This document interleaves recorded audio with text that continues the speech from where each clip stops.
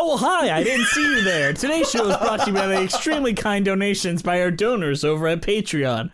Our current patrons are Stephanie L., Terry Needleman, Max Lunig, Benjamin Lehrer, Lily Ackles, Mackenzie Horner, John Donna, Taryn the Duck, #RealDuck, Melissa Goldman, #RealGoldman, Jess Lightning, the best Jess on this show, Ewan Cassidy, Haley McDonald, Taskier, Cal McLeod, Fire September, Sam Bergman, Mina Maniri, Monica Theroux, Brent Black, Haley Murray, and Allison Wonderland. And this episode was requested by Mina Maniri, so just I hope you're happy, Mina.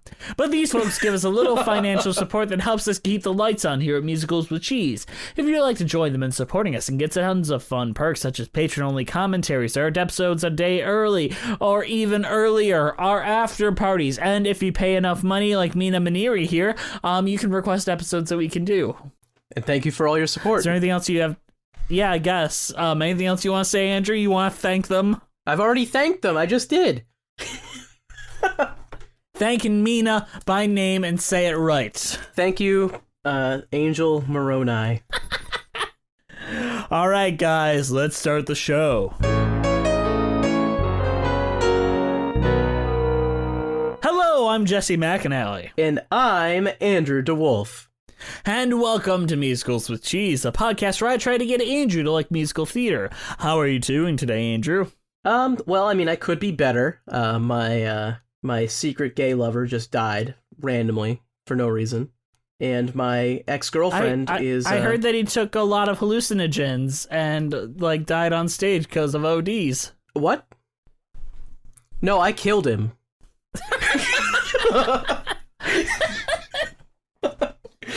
What? You did? Yeah, no, this is not a bit. This has nothing to do with the show we're talking about. Oh no. Yeah, no, this is This is unrelated, Jess. What show are we talking about, by the way? Oh no. This week we are talking about Bear, a pop opera, or as it was later retitled when it became a completely different new piece, Bear the Musical. Man, I can't wait for Bear the Rock Opera. Or Bear the Opera. What about Bear the Movie? Ooh, Bear the Movie. And then, based on that, Bear the Movie, the video game. What about Bear the Movie Part 3, Brother Bear? Oh, no. Do you know? Well, of course you do. What it's like to stand outside, to watch the world and wish you didn't hurt so much you cried. I know I'm not the only one, and I know I shouldn't care, but when I feel these things are real, I wish I felt you there. And if I did, I'd ask you, how come life is so unfair? Do you know? Well, of course you do, what it's like to be afraid that nothing will become of all the plans that you have made. So I watch the girls surround him and he says it's just a game. I guess that I believe him, but it hurts me just the same. And I'm all about this stupid act, so who am I to blame? Are you there? Are you there? Do you watch me when I cry? And if it's in your power, how can you say I'd be fine? Bear, also known as Bear, a pop opera, is a coming-of-age rock musical with music by Damon Intrabartolo, lyrics by John Hatmair, and a book by Hatmair and Intrabartolo. The story focuses on a group of high school students and their struggles at their private Catholic boarding school. The musical was later revived as Bear the Musical. The revised musical returned to Off-Broadway for a limited run in June of 2013 at the York Theatre Company. This production was produced by Sponge Theatricals and Midtown Arts Common as a benefit for the LGBT youth homeless shelter, Trinity Place Shelter. The original production closed on February 3rd, 2013. Andrew, I can't even ask you what you think of this, since technically you and I watched different versions of this. Well, I guess we can't discuss it then. See you guys later. Bye. I'm waving. I'm waving right now. That's the episode. Fuck you, Mina Maneri. We didn't even watch your stupid show. No.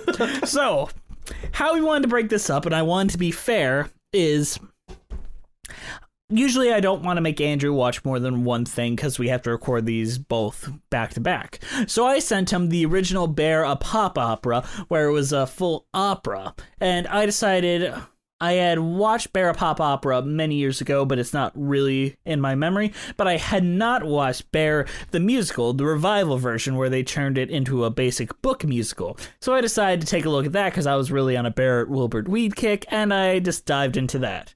So that is where we stand and kind of where our difference is and where it's fresh in our mind. So now that we have that disclaimer, Andrew, what did you think of Bear, a pop opera? If I had to try to describe this, I would say it was very mediocre. I was not blown away by anything in this, in the slightest. And a lot of the music I felt like I have heard before from shows like Rent, Dear Evan Hansen. I mean, I know a lot of these shows are afterwards, but like a lot of modern pop musicals sound very similar, if that's fair to say. And the plot reminded me a lot of, like falsettos, something like that. I disagree. It feels nothing like falsettos. It feels like Rent meets Next to Normal meets a little bit of Spring Awakening, which you haven't seen yet, but don't worry, you will. Yeah. Thankfully, I didn't feel the Rent as much in the plot as I did in the music, because I don't like Rent, and I didn't hate this as much as I hate Rent at all, because the characters in this I actually did kind of like on some level. So, whereas in Rent, I can't stand anyone in that. So this is got a bonus from that. It's a plus from that. I find the story in the original pop opera very, very difficult to follow. And even for me, someone who's used to like the musical theater techniques and storytelling. So I'm very, very interested in Andrew describing the plot for I me. felt like I followed it, and that's different because usually I feel like I didn't follow it. So this one I kind of actually felt like I did. But maybe I have the whole plot wrong, so like it might be just I don't know. Okay, what did you think of the revision? Because I didn't really see much of that. You told me a little bit about what they changed, but I didn't get the whole rundown. So let me run down like what is on Wikipedia about what has changed, and then I'll tell you what exactly my thoughts are. So, the creative heads analyzed the show with resulting changes that included making St. Cecilia students' relationships more complex, changing and removing characters, adding and removing songs, and incorporating current technology and social media. Although Damon Intrabarlato did not have a real intricate role in the production, Schenkel consulted him with concerning the revisions in order to follow through with his primary intent. The team also added the start of Peter and Jason's relationship and took away the roommate aspect of their situation.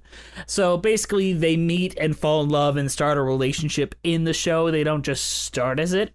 And the song Role of a Lifetime no longer belongs to Peter, but they gave it to Jason instead. And remember the sister Nadia playing Jane Fatass, if you remember that song? Yeah. And you remember Lucas, the drug dealer, in your version? Not really, no, but yeah.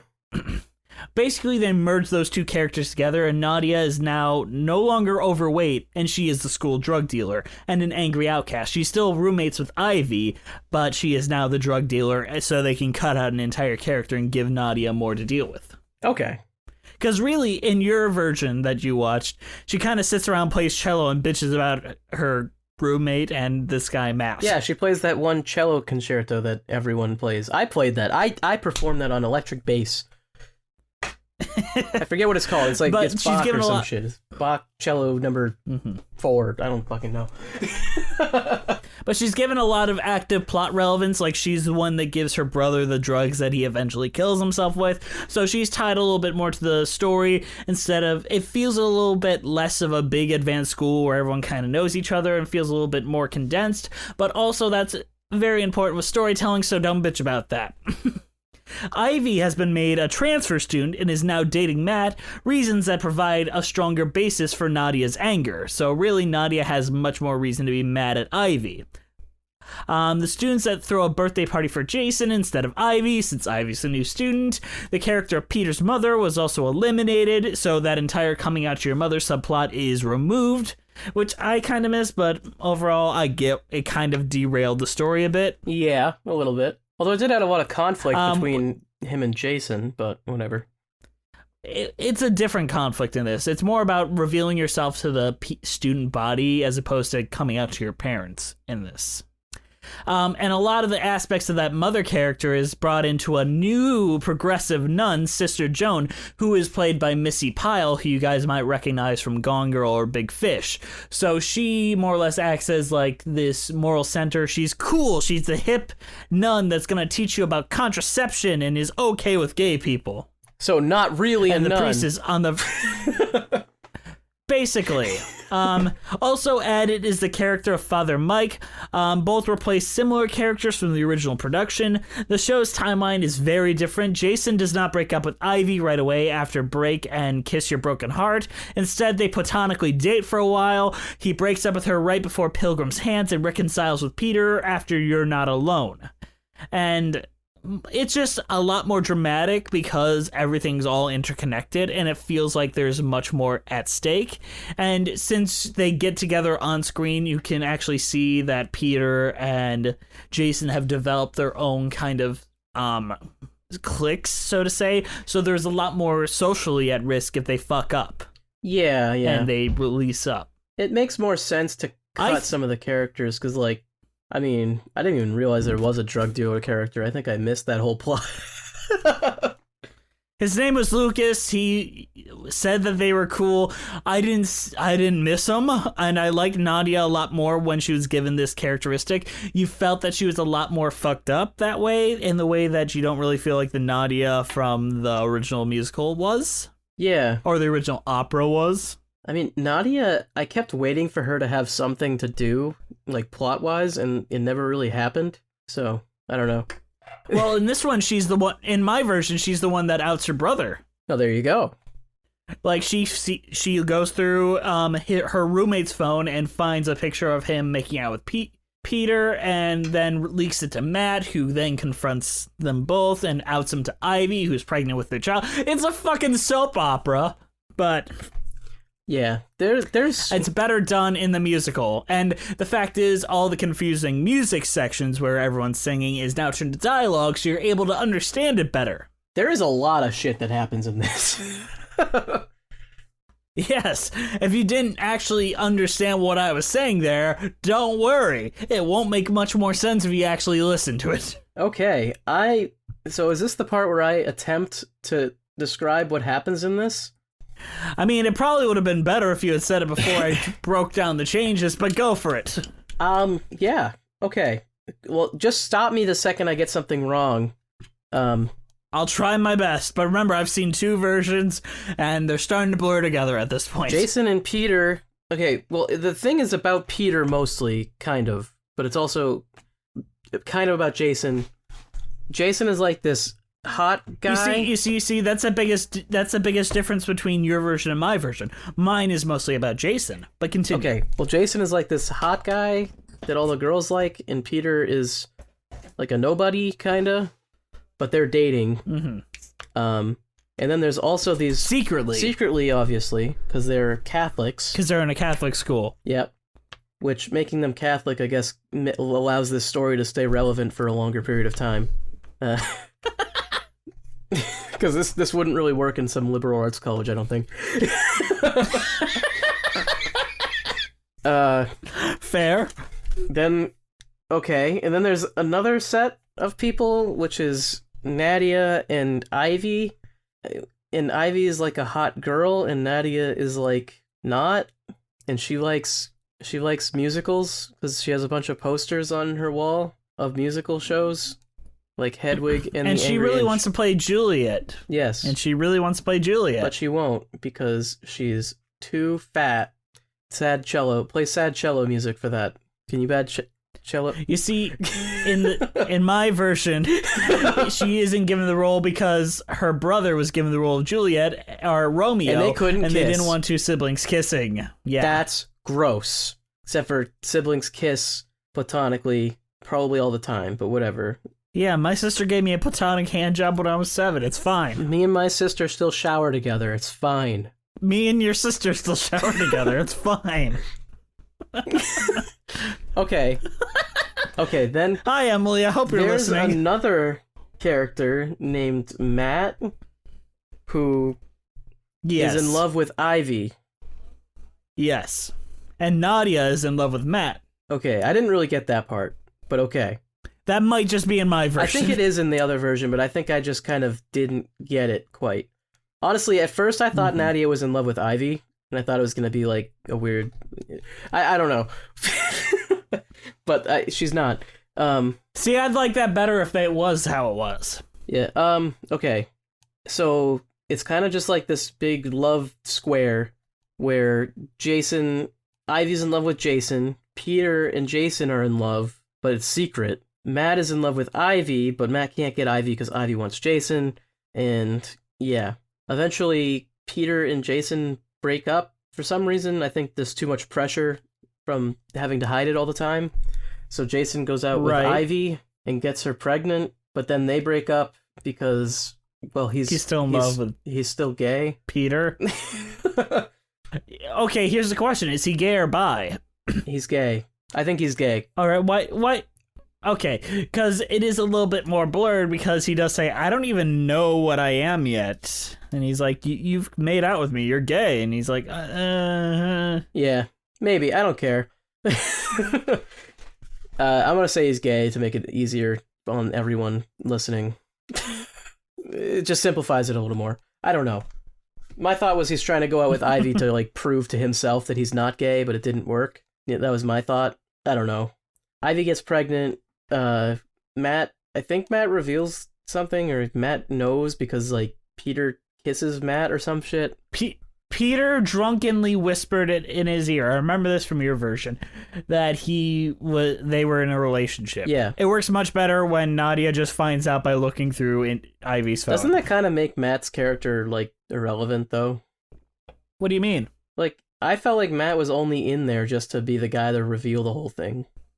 I mean, he still is, because Nadia goes to Matt and says, yeah, I don't know what to do, and then he just goes out and fucks it up. I'm a wreck-it. I'm a wreck-it. Matt has like the most generic I'm the bad guy haircut in my version. So I was like, yeah, he's gonna be the guy to find out and he's gonna reveal it, huh? And then he was, and it was like, Can I give you a fun fact about your version? Sure. The one who played Peter in your version is the one that directed my version. That's interesting. Very cool. Very cool. All right, keep going. We gotta get through this plot somehow. Okay, and then they actually do... So the whole time they're doing Romeo and Juliet. I didn't even mention that because it's like almost not relevant until the very end. Yeah, but they're doing Romeo and Juliet. At the very end, Jason, like... I thought he just got drunk before the show, but I guess he took a bunch of hallucinogens, and all they show is he takes a swig of some alcohol, so I thought that that's all he did, but whatever.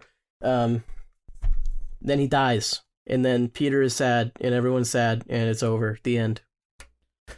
Hey, you're forgetting a special important part where he goes to the priest and the priest tells him, just hide it forever, you're not gay, just put those feelings down in a bucket and crush it. Okay, Elsa. I was quoting Book of Mormon, but that's fine. I was quoting Frozen. Frozone. I was referencing Frozen. I hate the ending.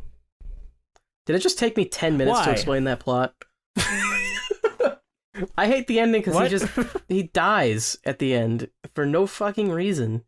Are you sad that he dies? No. Did you just love him so much that you didn't want him to die? No. I just think it's stupid that he dies. It's such a... I feel like it's almost a cop-out. Like, they didn't know how to resolve all the stories that they created, so they're just like, he dies! The end! We got the gays, and the gays gotta die! Yeah, like, okay. So we have, like, all these plots that are on Jason. Ivy's pregnant. What is he gonna do about that? he's in love with Peter, but he doesn't want to tell anybody. What does he do about that? Everyone found out. What does he do? And then he just dies, and it's like, okay, I guess nothing gets resolved, and that's the end. Cool. I guess when you're in a really rough situation, die on stage publicly in front of everyone, and that'll solve all your problems. It doesn't solve any problems. It just ends the story. It's lame. Hey, he doesn't have to father that kid, and he doesn't have to be in a relationship with Peter. Yeah, cool. Great ending, guys. I don't like the ending at all.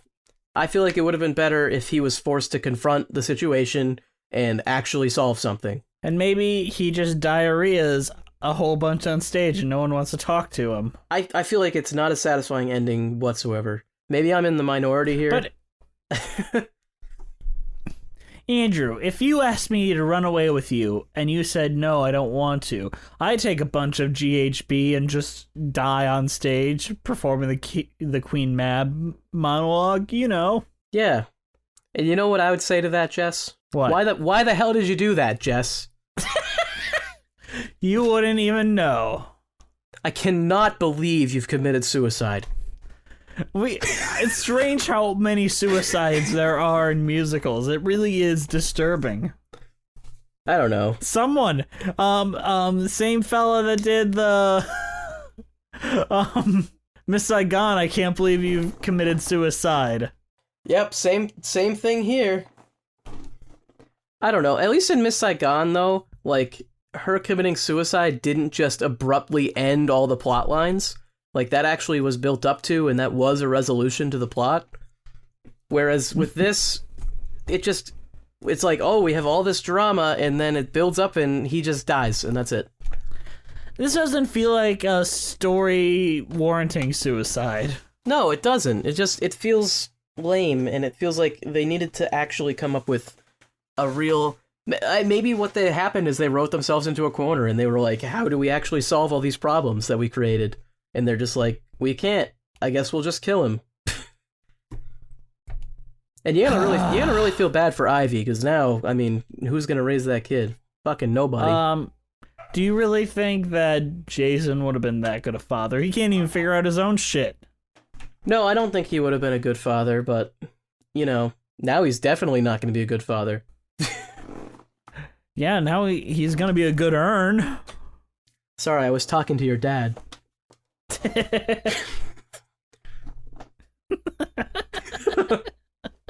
No, I want to hear more of your opinions on this. Like, I just went through the whole plot here, and you got nothing to say, Jess? I went through the whole plot of mine, let's be fair. Okay, well, let me ask you this. What is the point of Nadia as a character in the version I saw? She has absolutely no goddamn point in your version. She sings a couple pretty songs that a lot of girls like to pull out at auditions, and they're sad when those songs aren't in the new version where she actually has a point to be in the story. I feel like that Nadia is almost just in it because she's like the audience surrogate in a way. Like, oh, this is who we think is going to like our show. Look, she has posters of Hedwig and the Angry Inch on her wall. You like that show, right? You like this character, right? Andrew didn't like that show. I didn't like that show, no. Hey, you never watched the show? You only watched the movie? That's We're going to do a re-review of that, so one day I didn't give it a fair Andrew shake. might get it. Although I'm pretty sure I'm pretty sure Nadia has a poster of the movie on her wall, but whatever. I agree with most of what you're saying. In my version, a lot of those problems are gone, and the drama is mostly of the interpersonal. But you also forgot to bring up a lot of the shit that didn't appear in mine. You hit the broad strokes of all the things that appeared in mine, but you didn't bring up the fact that Peter wanted to come out to his mom and was begging Jason to come home with him so he could do it, which is what started their breakup.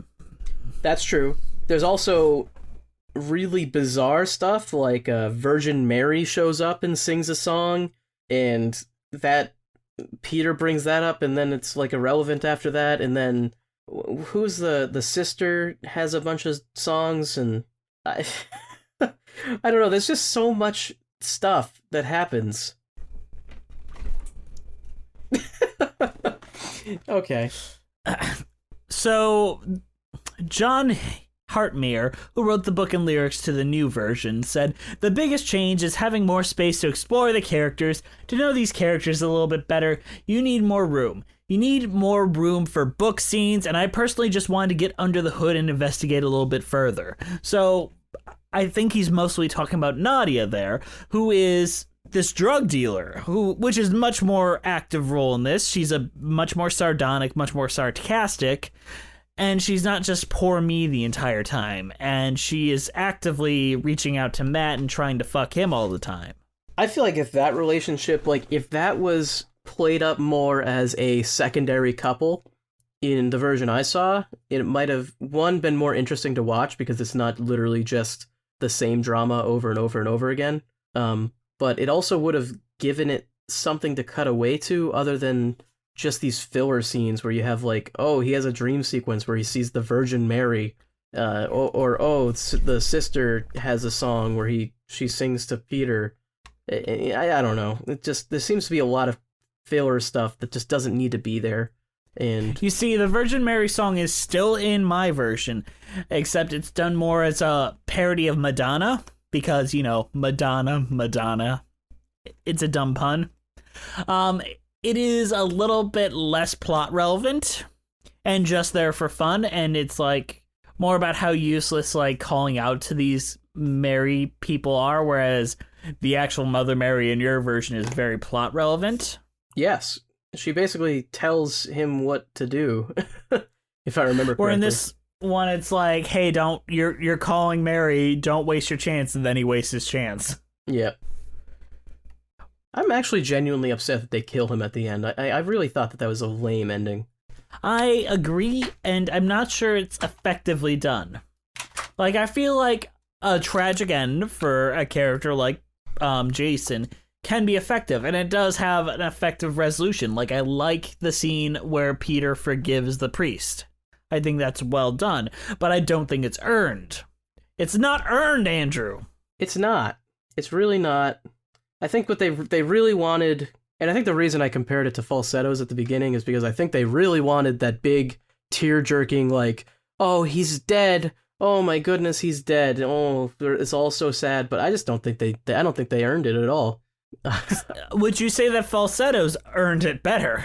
Yes, and I know I was famously really hard on that. I don't think I really was that hard on it, but whatever.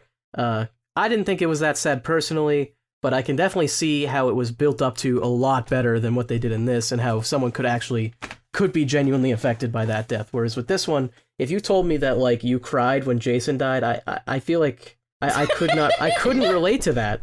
That's just like, hey, why? Don't forget one of our $20 patrons requested that we review this.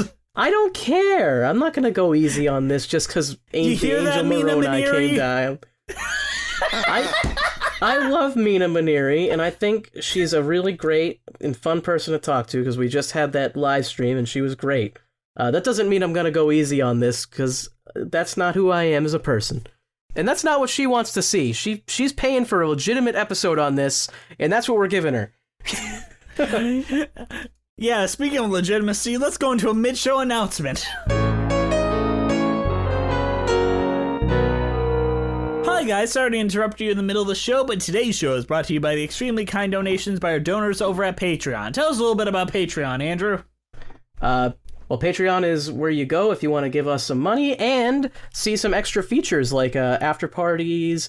After every show, we record a little bit more, just talking about what we discussed, or just unrelated shit, which is what it most of the time is. We mostly talk about the Batman casting. Yeah, we talk about Batman a lot for some reason. I don't want to. Our current patrons, and I'm going to go through this fast because we have a lot of them right now, but our current patrons are Stephanie L., Terry Needleman, Max Lunig, Benjamin Lira, Lily Ackles, Mackenzie Horner, John Donna, Taryn the Duck, Melissa Goldman, Just Lightning, Ewan Cassidy, Haley McDonald, Taskir, Cullen McLeod, Fire September, Sam Bergman, Mina Maneri, Monica Thoreau, Brent Black, hi Brent, Haley Murray, and Allison Wonderland, which I really like that last name. And thank you, Mina Maneri, for this episode, by the way. Big thanks. Thank you for making us watch this. But these folks give us a little extra financial support that helps us keep the lights on here at Musicals with Cheese. If you'd like to join them in supporting us and get tons of fun perks such as patron-only commentaries, our episodes a day early, or even earlier, come join us over at Patreon. Andrew, let's get back to the show. Tell me why I should trust you when the girls all lust to touch you. Cause when I have you near me, I go out of my mind. You need help there? You're cute, and it's tough to argue with the heart on. Think that you could lend a hand here if I had the time. Jason, Peter, don't you worry, Jason, cause I wouldn't leave you, Jason, not even for Zach. Go, hey, looking good, man, Jason, what we have is perfect, Jason, then we'll tell my mother, Jason, let's lay off the crack. You and I, you take my hand, leaving me breathless. Take a look in these big blue eyes so you'll understand and know why we whisper in the hallways. I'll be with you always, running together forever, you and I. There's something that I want to Let's ask talk about you, You and I, which is Jason and Peter's song, basically cementing their relationship. Is this the one with the baseball bat? I think so. Yeah, that was some weird lyrics. I was thinking, like, who calls their penis a baseball bat? You know? Is that a normal thing that college kids do? I never really truly went to college. Like, I never stayed in a dorm or anything like that. So I've never heard anyone call their penis a baseball bat, but maybe that's a normal thing. Hey guys, what does your penis look like? Leave a comment down on Twitter. Is your penis very small at the base and gets extremely large at the end? Just like a baseball bat? I shouldn't say that. Should not say that, Jess. I mean, let's take it either like... Okay, Jess, here's what I'm curious about, actually. How... Yeah? Because in the You and I that I saw, they are already going out. In the version where they're not already going out, how does this song work? It kind of builds up to them starting to go out, if that makes sense. Okay. Like, at one point, he's wearing his Letterman jacket, and then they kind of switch shirts, and then they kind of play around, and then they're making out by the end of the song. So they get together very early in the show. They get together early in the show, but whereas in your version, it's kind of implied they've been together for years. A little bit, yeah. In fact, I was almost a little bit confused as to, like, oh, they're already... I guess these two are just a thing, okay. Which is why I think it was a smart idea to introduce, like, that conflict early in the new version, because at least then you kind of get the idea of it. Yeah. Okay. I think it works better in my version, just because I don't think the lyrics are as good in my version, even with the baseball bat as a penis reference. Well, of course. I mean, that's one of the best lyrics I've ever heard in my life. Andrew, that is genius. That is. It's pretty good quality. Honestly, though, I thought it was funny. I did laugh. It's one of those lines that is goofy. Like, one of the things I do appreciate about Bear is it isn't afraid to be funny. It doesn't take itself too seriously. Yeah, I think Rent could learn a thing or two from this. Well, Rent tries to be funny. It just doesn't work. Yes, that's what I'm saying. It's things like, oh, what's an uber serious one? There's a lot of way too serious musicals out there. I don't know. We got all your favorites like Parade and Next to Normal. Parade's got laughs, Next to Normal has laughs, so fuck you. Jess, just because you're laughing doesn't mean it's funny. The audience laughs, Andrew. The audience laughs. So maybe you're the weird one. I'm the weird one. Okay. Yes. Can we talk about the songs? I don't remember what the name of the song is, but there's like several songs where they're just singing Shakespeare lines. A glooming peace this morning with it brings. The sun for sorrow will not show its head. Go hence to have more talk of these sad things. Some shall be pardoned and some punished. Yeah. I don't like it. Did they cut that in the rework? Because that would have been one of the first things I would have cut. Yes, they did. Thank goodness. I was gonna say that would have been one of the very first things I would have cut. I would have been like, that. It does sound pretty, though. It does sound very pretty when you have all those voices working together. I don't think the music itself is bad with it. It's just like lyrically, them singing like, you know, just random lines from Shakespeare works is like, it's just weird. I thought you It's hard to loved describe Something it. Rotten. Something Rotten never did that, I don't think, did they? Yeah. I mean, now is the winter of our discontent. I suppose they do it a few times, but it makes a little more sense when Shakespeare is an actual character in the show. Yes, you make a point. Let's talk about Role of a Lifetime. Everything's an act when you're pleasing everyone. And he assumes that role to such renown. He plays a perfect part, straight from his heart, knowing the risk he takes, and hoping that the house is not brought down. The role of a lifetime, it's living a fantasy. A drama that you struggle to erase. Thoughts battle words over deeds. A war with such casualties, all played out behind a smiling face. Role of a Lifetime. So this is sung by Peter in your version, where he's basically preparing for his auditions and all that. Yes, And yes. he's talking about how the role of a lifetime is pretending to be straight when you're really gay. Yes. And they And give it since to Peter's Jason in your kind of- version. Yes, and in your version, it makes less sense because Peter's more wanting to be out, which I am vacillating between these two choices is a sad thing. I feel like they both work as a choice because, I mean, him saying that it's the role of a lifetime still doesn't necessarily mean that he doesn't want to come out. But it could work as an I want song for why he wants to come out. It could, absolutely. So giving it to Which Jason is might what- actually not make sense. Yes, which is an argument I've seen. And the placement is changed very drastically. For you, Role of a Lifetime for Peter is like the second Yes. main song. It's extremely Whereas for early me, in it the is show. for me, it is the second song before the end of Act 1. It's the last song before Really? the Act 1 closer. Yes. Oh, that's a very big change. What? So how do they do that? All the stuff happens, and it happens right after Peter and Jason break up. Okay, yeah, that's bizarre. So who has the I Want song in that then? Nobody does, and that's a really weird thing. You and I acts in the I Want song place. Okay, so it's like a couples thing, maybe. Maybe that's what they're going for? Nope. Like, as a couple, this is what they want? Moral, I guess so, but then again, it is them discovering they're in love with each other instead of your version where they're already together. That is bizarre, structure-wise. So Yes, it is. I could see people disliking that change. I can too. There's a lot of changes in my version that I like, but that's one of them I'm not 100% sure I love. Yeah.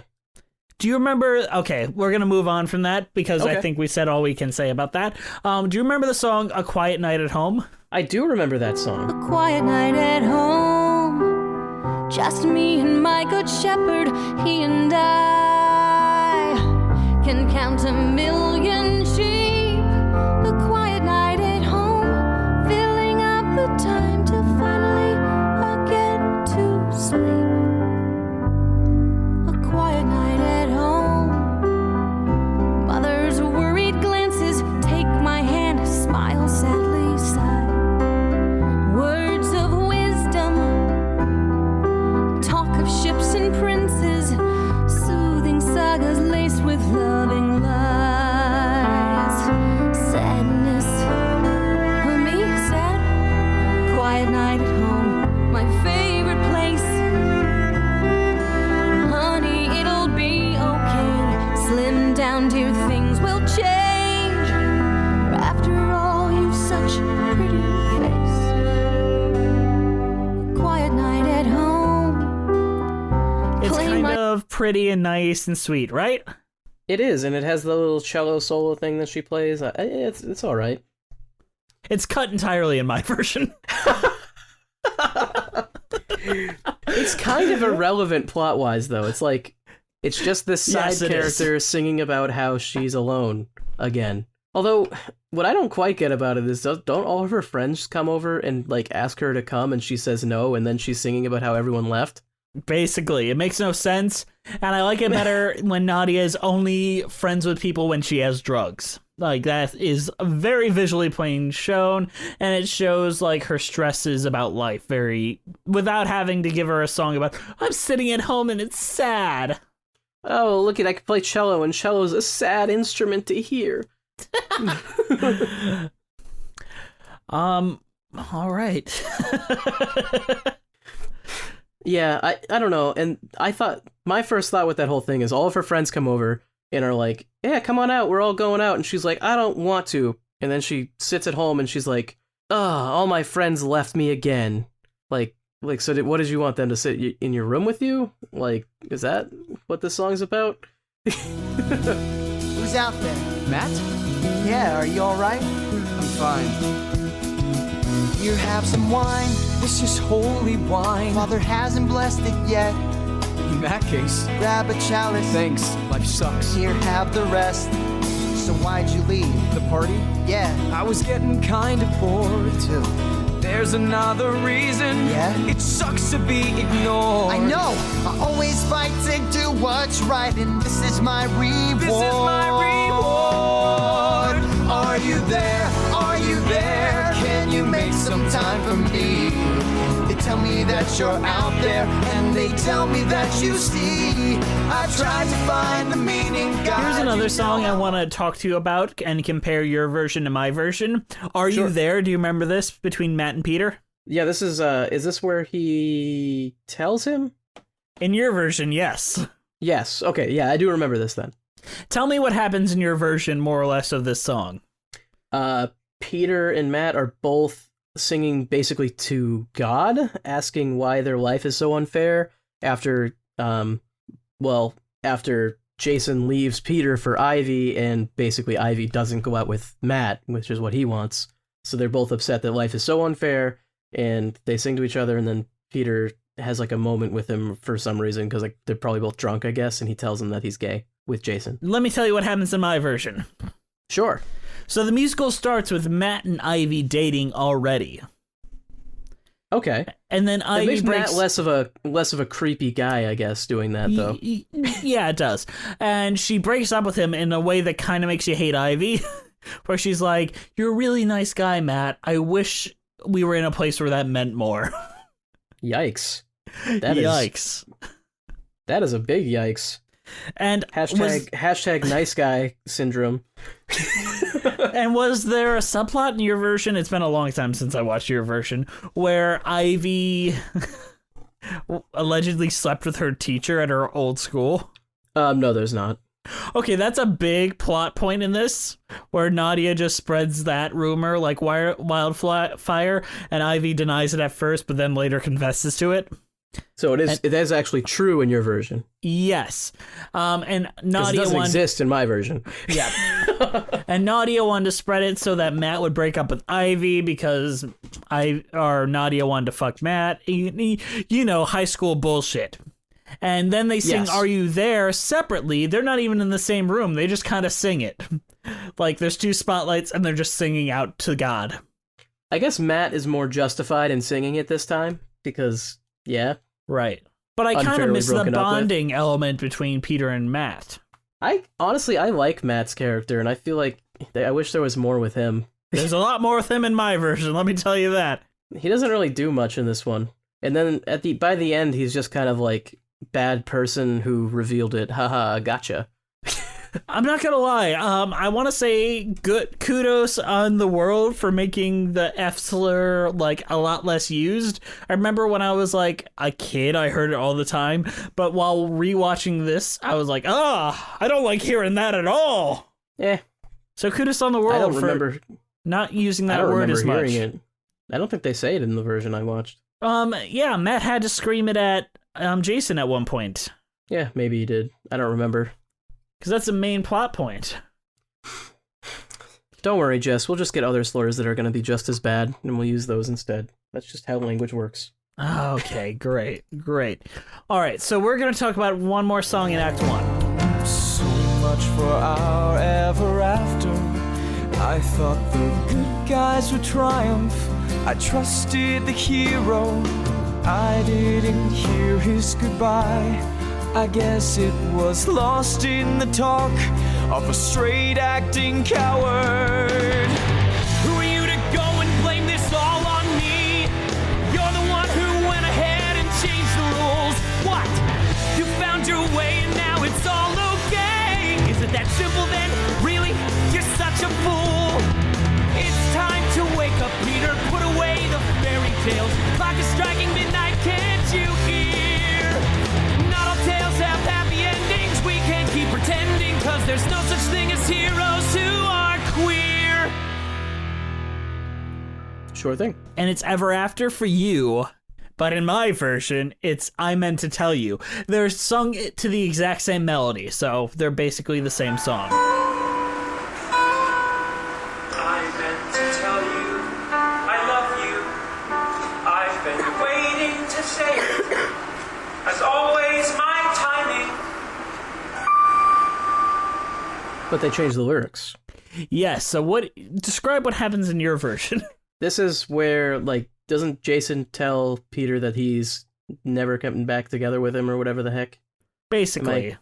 Yeah. Yeah, so basically Peter is, like, begging him to come back, and Jason's just like, no, we're done forever. I can't do this anymore. Mm-hmm. And yeah. And he says, like, so much for our ever after, which is the phrase. Yeah. And in my version... Which I think...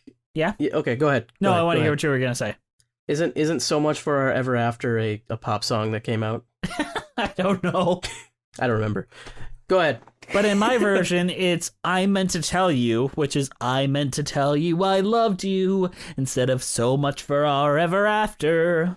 Okay. And I think kind of the same thing, isn't it? Yes, but your version is much more operatic and more unsaid, where this one's like, fuck it, we're being direct.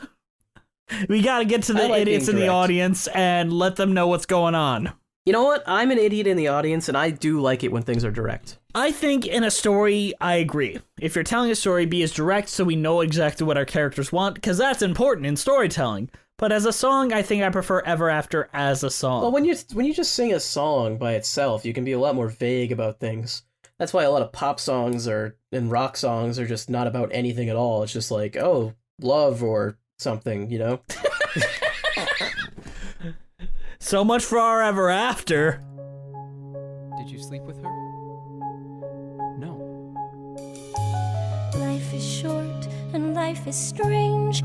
Troubled now and troubled past. Times have changed, they rearrange. And little girls grow up so fast.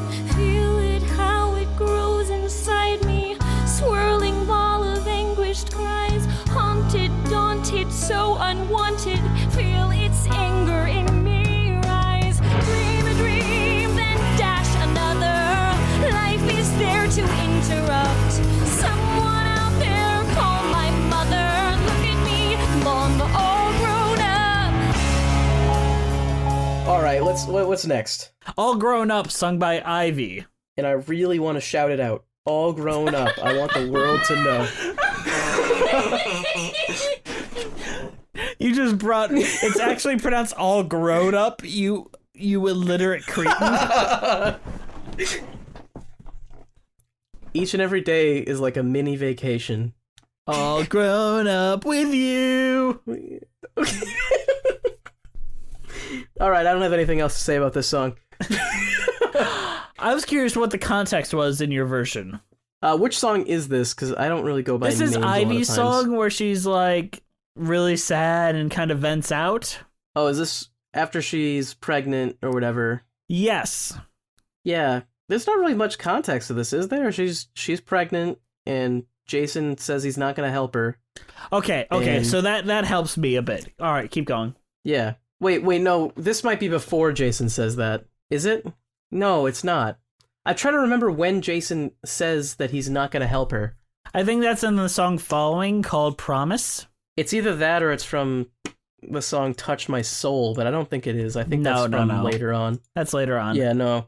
So yeah, she just found out that she's pregnant, and she hasn't talked to him yet. Mm-hmm. So that's when this is.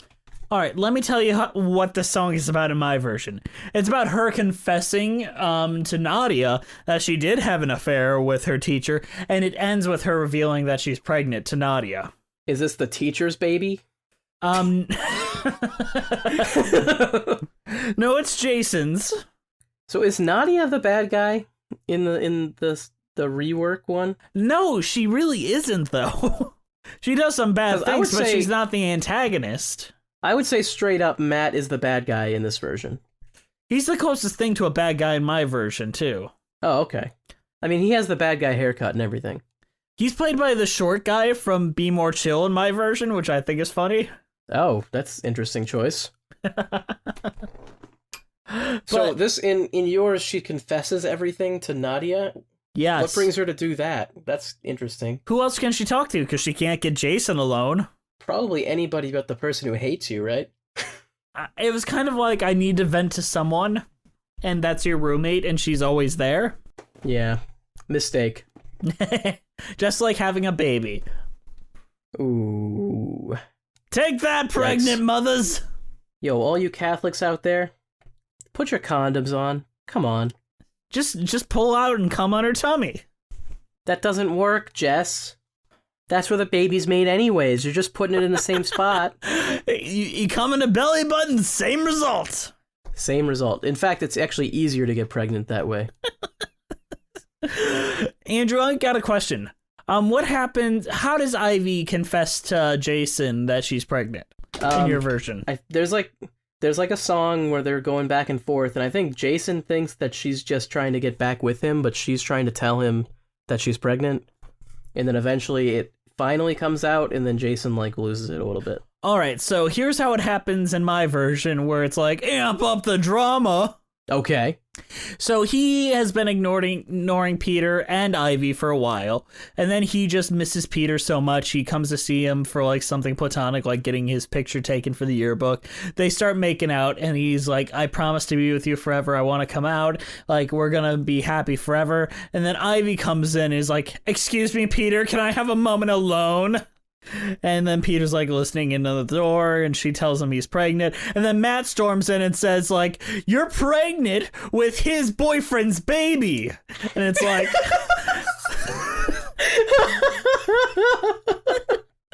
That's a little bit goofy. it is, but it works. You're 'cause it's pregnant with his boyfriend's baby.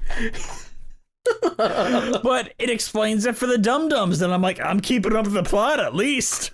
Hey, I understand what's happening now. You know?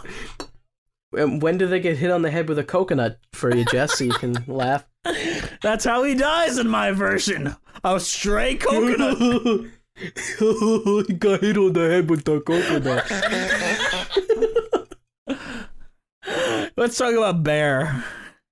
Wait, so when Jason dies, does Matt run out on the stage and he goes, he just died No! because he was upset? My boyfriend died from taking too many hallucinogens. But he's also leaving behind a pregnant girlfriend.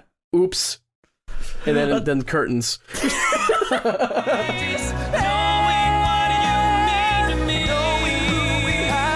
As you hold my hand, I hope and pray that you'll understand. You and I know you're here in my heart. Please understand that I try. It's not goodbye. So Bear, the song that he and Jason and Peter sang to each other basically right before he dies, like admitting that they always loved each other. Yes. I love this song. What about it? I love this scene a lot. I think it would be better if he didn't die afterwards, but You see, whatever. this scene only works if he dies afterwards, in my opinion. I don't think the way he dies works, but if they're going for this Romeo and Juliet kind of theme they got here, where they admit they die, but one of them is doomed to die because he did something fucking stupid, Yeah. That's kind of how I feel during this. The same way that Romeo not realizing that Juliet's just faking. It's supposed to be that kind of situation. But and if it was better set up, it would have worked really, really well. Right now, I just think it works okay. I'm going to counter with Romeo and Juliet dying at the end also sucks. Okay. And Romeo and Juliet sucks. Are you going to say that to William Shakespeare himself? Are you going to tell William Shatner you don't like his play? If he was alive, I would tell him that Romeo and Juliet sucks, and I don't like it. Just let him live happy ever after. What the fuck? Come on. Gay people can't live happy ever after before 2005, Andrew. Thanks, Obama. Obama let gays live in harmony. Didn't you know this, Andrew? And then the great Saint Obama came down and granted them happiness forever after. You see, Andrew, there is only 3 ways a musical can end. One of them is a marriage, one of them is a courtroom, and one of them is a funeral. Those are the only 3 ways that they can end. And since gay marriage wasn't legalized and there's no reason for gays to be in a courtroom, they all have to die.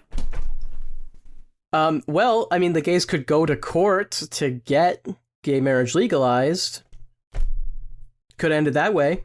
That would make them active characters in their own story, and we can't have that. That's true. Or we could have it take place in 2019 and it could end with a marriage. That would have been nice. That would have been nice. Why can't we just have happy endings? Why can't all musicals just end with "Hello, Dolly"? Man, I do like happy endings. I also like bittersweet endings, but this one's not bittersweet. It's just bitter. What do you think is the most bittersweet ending we've ever watched? I'd have to think on that.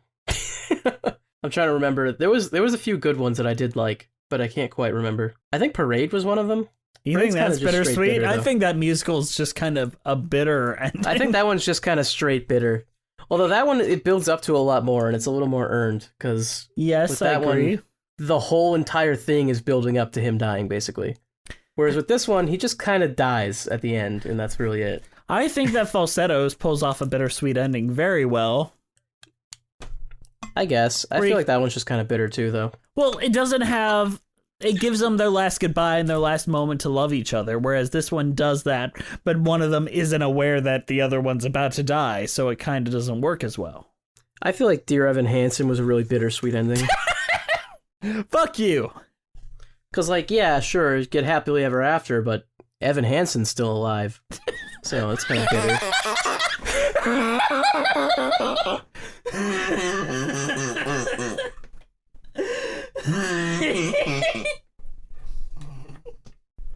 It's a bittersweet ending for the audience. Knowing that Evan Hansen still roams out there in the world. It could happen to you. It's like when you watch a horror movie and the final title card says based on a true story. He was never found. Evan Hansen was never tried for his crimes. He is free to this day. You're right. Shucks. All right. I feel like we've gone long enough on Bear. What is your overall thoughts here? You know, Bear isn't great. I don't think it's terrible. I think the newer version is better. Come at me, haters. You're fucking wrong if you don't think it's more streamlined and more sensical. I don't care if you really like plain Jane Fatass or like A Quiet Night at Home or the way that You and I was originally written. It's story-wise, it is a more effective story told in a better way. And you know what? Don't act like Lucas is like some great character with some great development. Andrew doesn't even remember he fucking existed, and he watched that. I did watch the whole thing, and I actually don't remember that character whatsoever. So, come at us, haters. Eat Andrew's ass. I don't know. Eat my ass. Andrew, what is your overall thoughts and your cheese rating? What's your cheese rating? You didn't give one. Why should I? Whatever. Okay, do you want to know my cheese rating? I can give you a cheese rating. I'm sorry. Sure. I am giving the cheese bare bones mac and cheese. because, Bear. Yeah, but I get it. I get it, Bear. You get it? Bear. Yeah, I get it. I'm gonna give it, let's see. Well, overall thoughts, it's okay. I really don't like the ending, if I haven't made that clear. I do like some of the drama stuff, though. I'm into the whole love square thing. I think it's fun. I had a little bit of fun with that. I would have preferred if there was a little more focus on a secondary couple, which I think yours actually did get. Yes. So I maybe would have liked that better. But I think it was interesting. I wish it had more resolution, and I feel bad for Ivy. Everyone send your money to Ivy's GoFundMe to help her raise her child, please. Maybe I can get her pregnant. You probably could, in a literal sense, but I'm not sure it'd be a good idea. As far as a cheese rating, you're right. Her teacher probably gave her an STD. Oh, I mean, I wouldn't know. I didn't watch that version. As far as a cheese rating, I'm gonna give it provolone for literally no reason at all. I'm giving it provolone. I like provolone. Okay, it's fine. There you go. I'm a little mad at this because I actually really like provolone, and I think that's too kind. Okay, I mean, what do you want me to give it? Mozzarella? Mozzarella's too good. Yeah, it's too good. I can't give it mozzarella. What's like that? I'll give it stinky I'll give cheese. it Parmesan. I'll give it Parmesan because Parmesan is it's good, but you'd only eat it if it was on spaghetti or something like that. You're not gonna eat Parmesan by itself. So before we move on to shilling ourselves, can I ask you a question? Sure. What do you got? So they're making a film adaptation of this. On January 2nd, 2018, it was announced that Bear would be made into a motion picture, directed by Kristen Hange and produced by Hilary Buterak Weaver and Janet Billing Rich. Hange will adapt the screenplay for the film, but no release date has been set. How the fuck do you make this into a movie? And how the fuck does it get released in 2019 or 2020? Or how it doesn't fit in today's zeitgeist at all? It wouldn't work. Honestly, the only way it works is if they really play up the Catholicism aspect of it. And yeah, I honestly, I don't get it. I don't understand why you'd make a movie out of this. Is there even that much of an audience for that? Am I wrong? I've never heard of this before. I've heard of Rent. I've heard of that. I understand why you'd make a movie out of that. I've never heard of this before. Is this a mainstream thing that I don't understand? It never made it to Broadway. I don't know. That seems bizarre to me. But would they use my version or your version, do you think, from what you've heard? They'd be using yours because it's a movie. They can't have it sung constantly. I mean, they could, but it's going to be a lot more work, and I doubt they're going to do that. Hey, just wait for Les Mis. Yeah, once them try to pull it off. Les Mis is a pretty big name, so... All right, thank you guys for listening. Please follow us on iTunes, Spotify, Stitcher at Musicals with Cheese. We're on Twitter at Cheesy Musicals. Our Patreon is Musicals with Cheese. Our Instagram is Musicals with Cheese. Our YouTube page is Musicals with Cheese. Our email is musicaltheaterlives@gmail.com. We also have a second podcast. 2 podcasts? What? Gee, Billy, your mom lets you have 2 podcasts? Damn, son, where'd you find this? It's called Disney Plus Cheese. It's a sister podcast to this show where we talk about stuff on Disney Plus. It's a lot of fun, so why don't you go over there and leave us a review or something. Our title card was created by the absolutely incredible Jolene Casco. Follow her on Instagram at Jolene Casco. Andrew, is there anything else you want to say? Let's see. That's all, folks. Are you there? Are you there? I don't know if you are there. You know what? Maybe they're not there. Yeah, we can only hope God doesn't exist. All right, we'll see you next time, guys. Hope you enjoyed this episode, Mina Maniri. We love you, Mina Maniri. Thanks for your money. Thanks for your money. Sorry we didn't love your show as much as you probably do. But feel free to continue loving your show. It's fine. Feel free to think that we have terrible opinions. We're allowed to have terrible opinions. Everyone is allowed to have one terrible opinion, but everything after that is worthy of execution. Andrew, what's your terrible opinion?